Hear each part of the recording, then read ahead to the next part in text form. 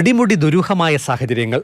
ബന്ധുക്കൾ എത്തും മുൻപേ ഇൻക്വസ്റ്റും പോസ്റ്റ്മോർട്ടവും നടത്തിയതിൽ തുടങ്ങുന്നു സംശയങ്ങൾ. നവീൻ ബാബുവിന്റെ കുടുംബത്തിനൊപ്പമെന്ന് ഒരു വിഭാഗം CPM നേതാക്കൾ ആണയിടുമ്പോഴും കണ്ണൂരിൽ പാർട്ടി PP ദിവ്യയ്ക്ക് കവചമൊരുക്കുകയായിരുന്നു ആദ്യം മുതൽ. നിയമ നടപടി തുടങ്ങാൻ കുടുംബത്തിന് പ്രേരണയായത് ഈ സാഹചര്യങ്ങൾ തന്നെ. കേസിൽ പിന്നീട് അറസ്റ്റ് ചെയ്യപ്പെട്ട PP ദിവ്യയുടെ ജാമ്യ ഹർജിയിലും നവീൻ ബാബുവിന്റെ ഭാര്യ മഞ്ജുഷ കക്ഷി ചേർന്നതും അതുകൊണ്ട് തന്നെ. അന്വേഷണത്തിന് പ്രത്യേക സംഘത്തെ നിയോഗിച്ചുവെങ്കിലും കുടുംബാംഗങ്ങളുടെ സംശയങ്ങൾ നീങ്ങിയില്ല.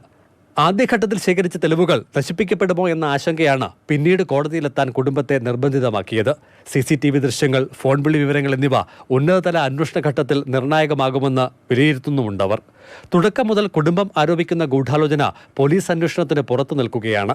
PP ദിവ്യ, പ്രശാന്തൻ, കളക്ടർ എന്നിവരുൾപ്പെട്ട സംഘത്തെയാണ് കുടുംബം സംശയത്തിൽ നിർത്തുന്നത്. അങ്ങനെയുള്ള പലരും പരിധിക്ക് പുറത്താകുമെന്ന ആശങ്ക ശക്തിപ്പെടുന്ന ഘട്ടത്തിലാണ് മഞ്ജുഷ ഹൈക്കോടതിയെ സമീപിച്ചത്.